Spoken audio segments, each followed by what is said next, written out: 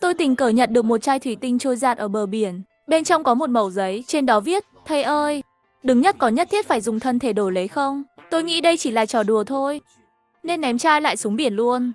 Kết quả 3 ngày sau, đồng nghiệp gặp phải một vụ án hóc búa.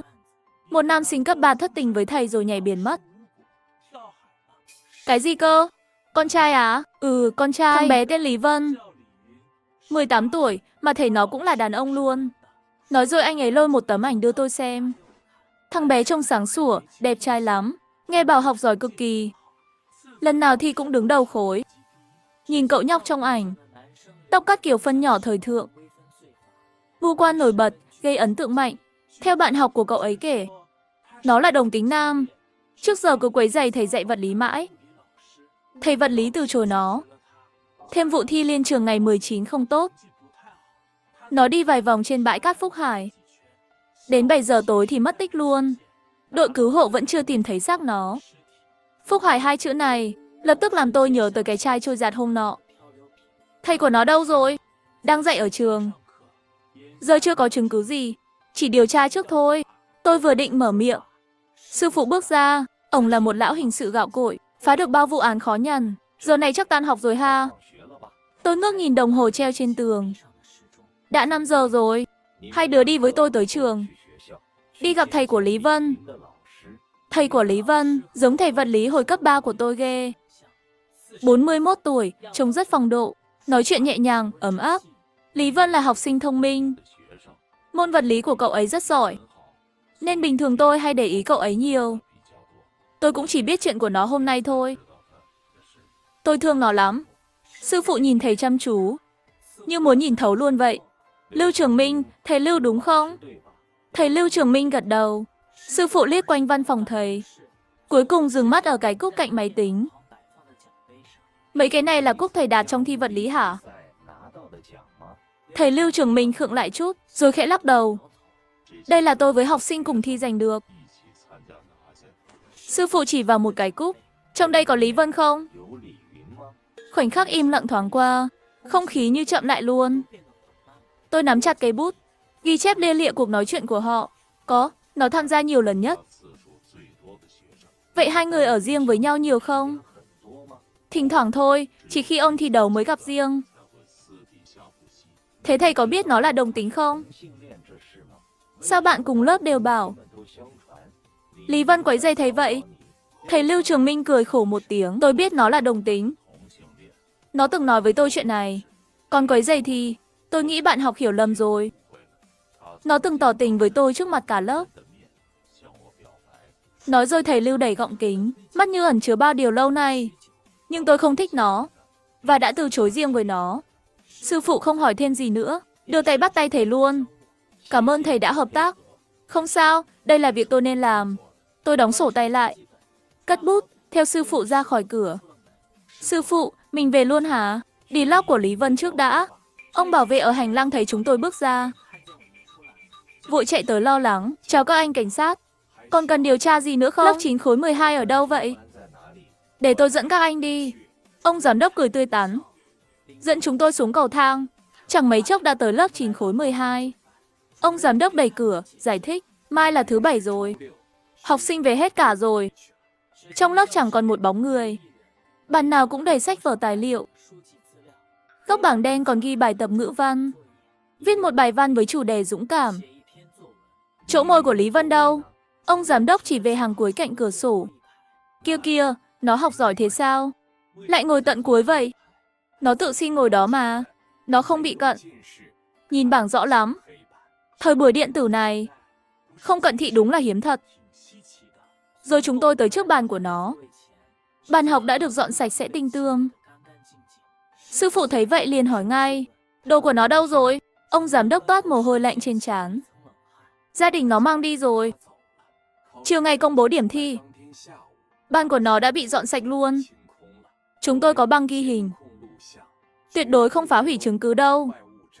Sư phụ sờ sờ cái bàn, thở dài một hơi. Đi xem băng ghi hình đi. Nhưng vừa ra khỏi lớp, điện thoại trong túi ông giám đốc chợt reo lên. Ông bước ra xa vài bước, nghe sau 1 phút thì chạy ngược lại, mặt đầy áy náy. Xin lỗi nha, tôi có việc gấp phải đi làm đây.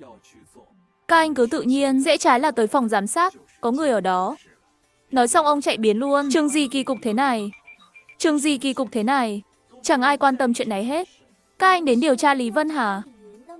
Lúc này, một cô bé mặc đồng phục xuất hiện trước mặt chúng tôi. Lý Vân chắc chắn không phải tự muốn chết đâu. Tôi liếc bảng tên trên ngực cô bé. Tên là Liễu Như Yên. Em là ai? Sao em nghĩ nó không tự muốn chết? Cô bé lấy tay áo lau nước mắt. Em là bạn gái của cậu ấy. Tôi ngạc nhiên nhìn cô bé chằm chằm. Lý Vân không phải đồng tính sao? Không phải. Cậu ấy là con trai bình thường. Cậu ấy không phải đồng tính. Thế sao cậu ấy tỏ tình với thầy vật lý? Bạn cùng lớp em đều bảo cậu ấy quấy rầy thầy mà. Đó là do người khác ép buộc cậu ấy. Nói rồi cô bé hoảng loạn kéo khóa đồng phục. Lôi từ túi trong ra một cái điện thoại. Nhét thẳng vào tay tôi. Đây là điện thoại của cậu ấy. Em lén lấy từ nhà cậu ấy ra đó. Anh ơi, các anh cứu cậu ấy với nha. Tôi há miệng định nói. Mới thốt ra được 2 chữ thì bị cắt ngang. Cảnh sát bên này. Một ông lãnh đạo trường vội chạy tới, vừa đi vừa vẫy tay với chúng tôi.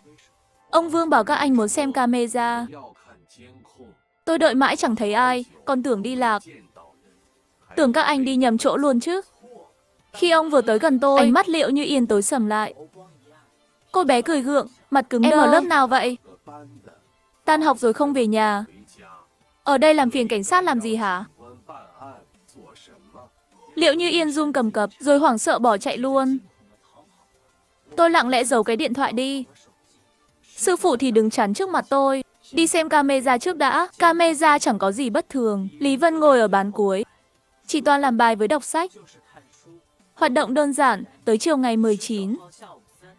3 giờ chiều cậu ấy không còn trong lớp. 4 giờ chiều, một đôi vợ chồng mặc đồ lao động vào lớp. Người vợ gục xuống bàn khóc nức nở. Vài phút sau, bảo vệ kéo đôi vợ chồng đó ra ngoài. Thêm 2 phút nữa, bàn của Lý Vân bị mang ra khỏi lớp. Đến 5 giờ chiều bàn được mang về. Ngăn bàn và mặt bàn sạch bóng như mới. 7 giờ tối, Lý Vân biến mất ở biển Phúc Hải. Có khi ba mẹ nó đã biết trước nó định tìm cái chết. Camera ở hành lang cũng xác nhận. Ba mẹ nó là người gói ghém đồ mang đi. Đúng lúc tôi định tắt máy tính, chuột vô tình dừng lại một khung hình. Ở góc hành lang có người đang nấp. Cô ấy nhìn về phía lớp 9 khối 12 từ xa. Mặt mày đầy đau buồn. Người đó chính là Liễu Như Yên. Chúng tôi quay về cục cảnh sát. Sư phụ đưa cái điện thoại cho đội kỹ thuật. 1 tiếng sau, anh chàng ở đội kỹ thuật hét lên phấn khích gọi chúng tôi.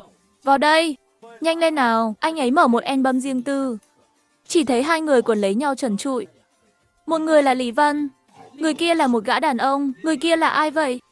Bạn gái nó không bảo nó không phải đồng tính sao? Ngay lúc đó, chúng tôi cũng chẳng biết ai nói thật nữa. Gần 200 tấm ảnh, chỉ có mặt Lý Vân là không lộ ra. Còn mặt gã kia, lúc thì phấn khích, lúc lại đau khổ với u sầu. Nhìn lạ ghê luôn. Tôi chỉ vào vết sẹo trên cổ gã đàn ông. Gã kia là Lưu Trường Minh. Sáng nay vào văn phòng, ngay từ đầu, tôi đã thấy vết sẹo trên cổ hắn rồi. Mắt tinh thật ha. Vậy là thầy vật lý của nó nói dối rồi. 2 người đã lên giường với nhau. Không chỉ một lần đâu. Anh chàng đội kỹ thuật cứ click chuột rột rạt. Còn nữa, Lý Vân ngày 19 đó đã nhắn tin cho 2 người. Một tin cho ba mẹ nó. 3 giờ 20 chiều, tôi ghé sát màn hình, thầm đọc lại dòng tin nhắn ấy trong đầu. Mẹ ơi, con cảm ơn mẹ đã cho con cuộc sống. Mong mẹ sau này đừng vất vả nữa, đừng ngày nào cũng làm 2 việc cùng lúc. Sống thật tốt nhé, cùng với ba nữa nhé. Chỉ dựa vào đoạn hội thoại này, cũng đoán được cậu ấy tự nguyện nhảy biển rồi. Anh chàng đội kỹ thuật lôi thêm một tin nhắn khác ra. Tin này gửi cho một người lạ. Số kia là số không dùng nữa. Tra không ra, tin nhắn này ngắn lắm luôn. Rõ ràng, xúc tích, anh sẽ đến thăm tôi chứ. Ý cậu ấy là ai vậy? Chúng tôi bối rối, đồng nghiệp thì thầm. Có phải cậu ấy ám chỉ thầy vật lý không? Mọi người im lặng luôn, không ai nói gì thêm. Đột nhiên sư phụ bước vào. Chúng tôi lập tức kể hết mọi thông tin vừa có. Ông trầm ngâm một lúc. Các anh có chứng cứ rõ ràng nào chứng minh gã còn lại trong ảnh là Lưu Trường Minh không? Hiện tại thì chưa. Mắt ổng sắc bén nhìn tôi, rồi chỉ vào cổ tôi. Vết sẹo thôi cũng chỉ là suy đoán. Lần sau gặp lại hắn, biết đâu. Vết sẹo đó đã biến mất rồi. Tôi lạnh hết cả sống lưng. Chỉ biết gật đầu lia lịa. Đưa Lưu Trường Minh về đây. Đừng cho hắn thời gian xóa chứng cứ. Chưa đầy 2 tiếng sau, tôi lại chạm mặt Lưu Trường Minh lần nữa. Hắn mặc áo sơ mi đen cổ cao, che kín vết sẹo luôn. Các anh cảnh sát còn việc gì nữa sao? Mai tôi còn phải dạy học mà. Thầy Lưu, cho mượn điện thoại của thầy chút được không? Được, các anh cứ kiểm tra thoải mái. Rồi đội kỹ thuật cầm điện thoại đi luôn. Tôi cúi đầu ghi chép cuộc nói chuyện của họ. Thỉnh thoảng ngước lên quan sát Lưu Trường Minh. Chẳng biết từ lúc nào, hắn đã cởi một cúc áo sơ mi. Vết sẹo bên cổ hắn biến mất thật rồi.